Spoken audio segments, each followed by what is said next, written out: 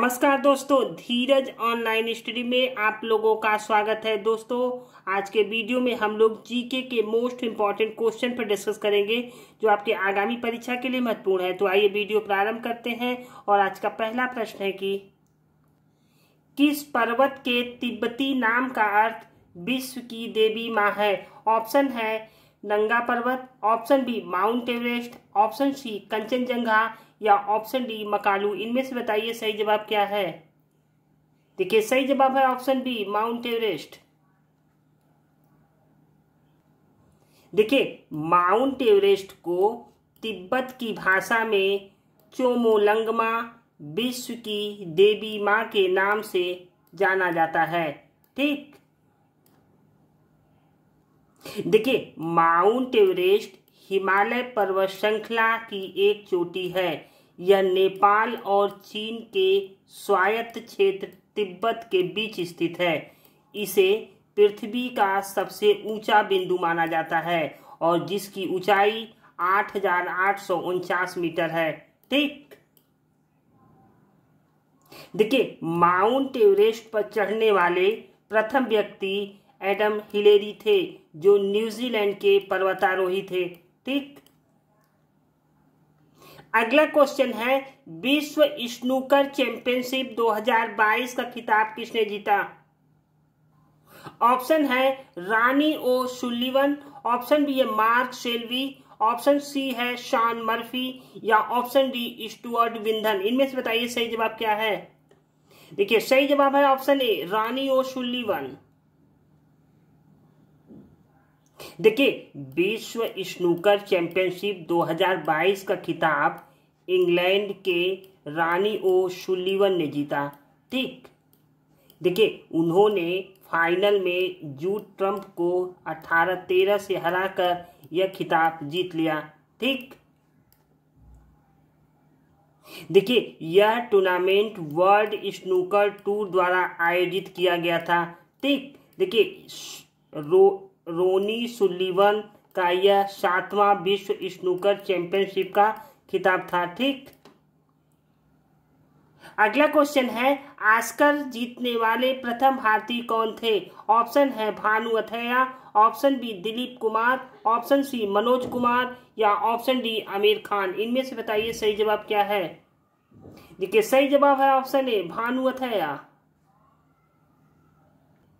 देखिए, 1983 में ऑस्कर जीतने वाली प्रथम भारतीय महिला भानु अथैया थी, जिन्होंने गांधी फिल्म के लिए बेस्ट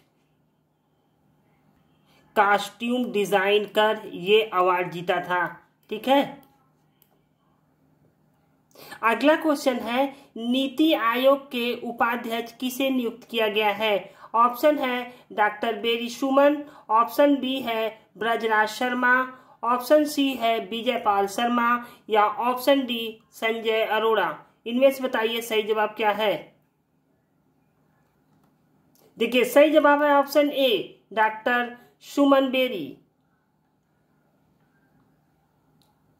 देखिए, 22 अप्रैल 2022 को केंद्र सरकार ने प्रसिद्ध अर्थशास्त्री डॉक्टर सुमन के बेरी को नीति आयोग का नया उपाध्यक्ष नियुक्त किया है। उनका कार्यकाल 1 मई 2022 से प्रभावी होगा और वे डॉक्टर राजीव कुमार का स्थान लेंगे, जिन्होंने अपने पद से इस्तीफा दे दिया था।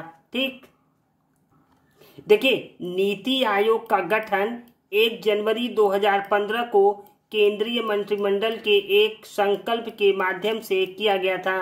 ठीक, देखिए, नीति आयोग के पहले उपाध्यक्ष थे अरविंद पनगड़िया। ठीक, देखिए, नीति आयोग के अध्यक्ष कौन होते हैं? प्रधानमंत्री होते हैं। ठीक, देखिए, नीति आयोग के मुख्य कार्यकारी अधिकारी यानी सीईओ कौन है? अमिताभ कांत हैं। ठीक, अगला क्वेश्चन है, हाइड्रोक्लोरिक अम्ल का एक अन्य नाम है। ऑप्शन है म्यूरिएटिक अम्ल, ऑप्शन बी फार्मेलिन अम्ल, ऑप्शन सी है क्लोरिक अम्ल या ऑप्शन डी पिक्रिक अम्ल। इनमें से बताइए सही जवाब क्या है। देखिए, सही जवाब है ऑप्शन ए म्यूरिएटिक अम्ल। देखिए हाइड्रोक्लोरिक अम्ल को म्यूरिएटिक एसिड या गैस्ट्रिक एसिड आदि के नाम से भी जाना जाता है।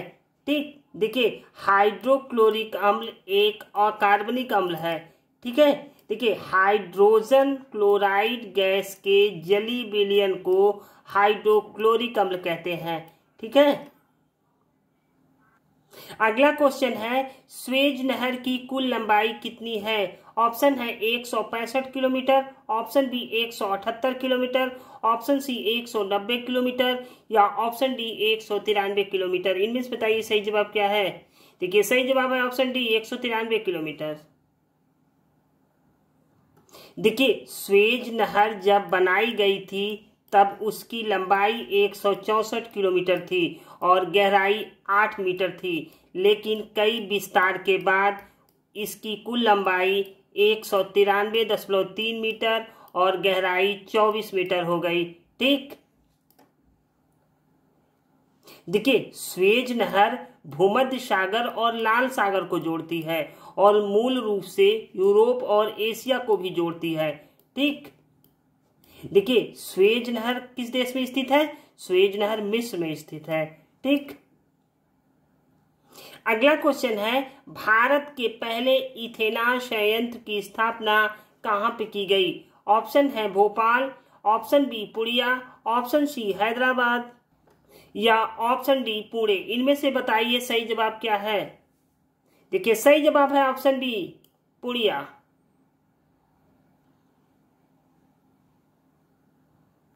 देखिए देश की पहली इथेनॉल संयंत्र की स्थापना बिहार के पुड़िया में स्थापित की गई है। ठीक, देखिए देश का पहला मक्के और चावल से बनने वाली इथेनॉल फैक्ट्री है। ठीक, अगला क्वेश्चन है उर्दू के मशहूर शायर मिर्जा गालिब का वास्तविक नाम क्या था? और सही जवाब है मिर्जा असद अल्लाह। देखिए मिर्जा गालिब का पूरा नाम मिर्जा असद अल्लाह बेग खान था, लेकिन उन्होंने लेखन के लिए अपना नाम मिर्जा गालिब चुना। ठीक, देखिए मिर्जा गालिब बहादुर शाह जफर के दरबार के प्रमुख शायरों में से एक थे।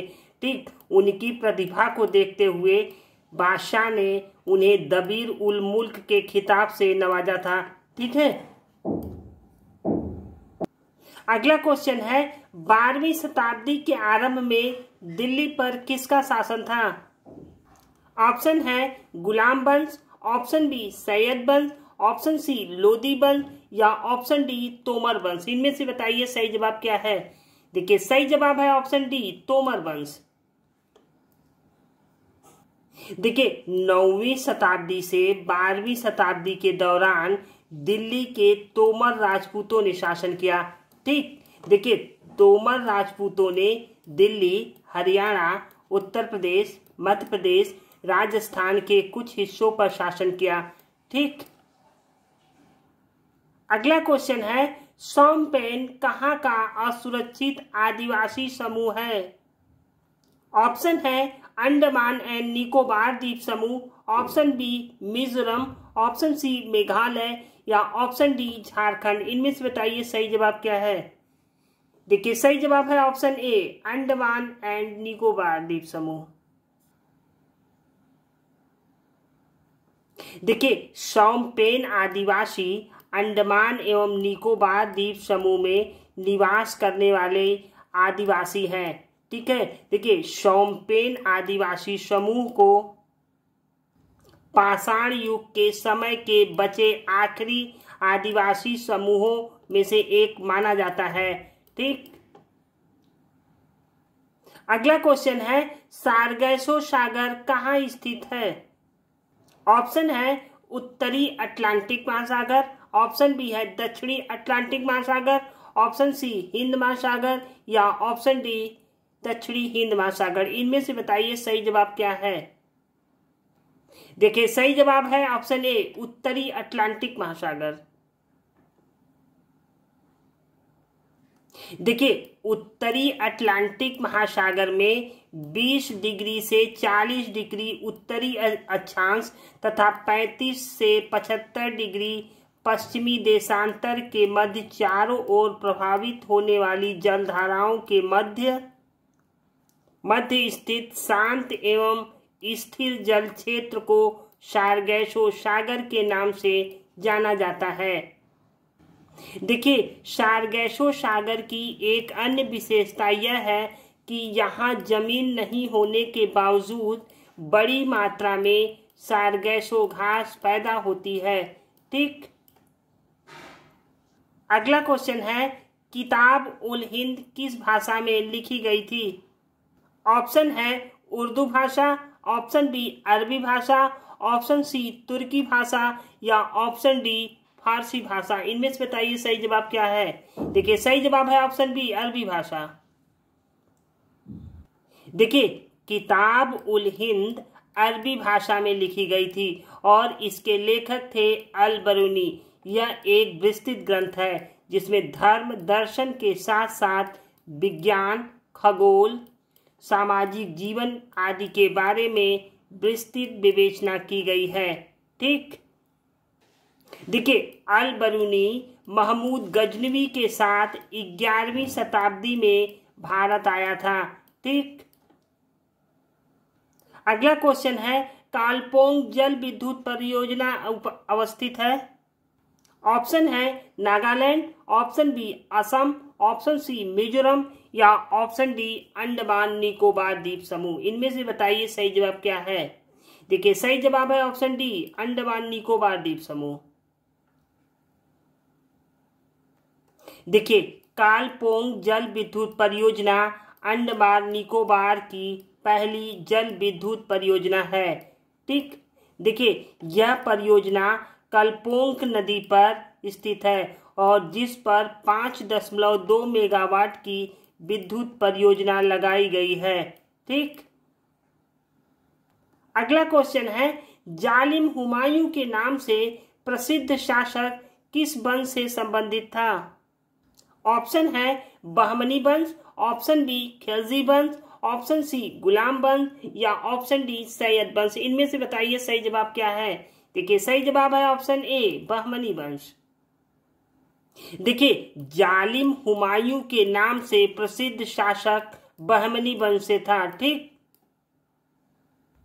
देखिए, हुमायूं शाह बहमनी ने 1457 से 1461 ईस्वी तक शासन किया। इसे अलाउद्दीन हुमायूं के नाम से भी जाना जाता था। ठीक, देखिए, हुमायूं शाह बहमनी को उसकी क्रूरता के कारण उसे जालिम कहा जाता था। ठीक, दोस्तों, ये रहा आज का अंतिम प्रश्न। ये वीडियो आप लोगों को कैसा लगा? अच्छा लगे तो लाइक, सब्सक्राइब और शेयर जरूर कीजिएगा। Thank you for watching.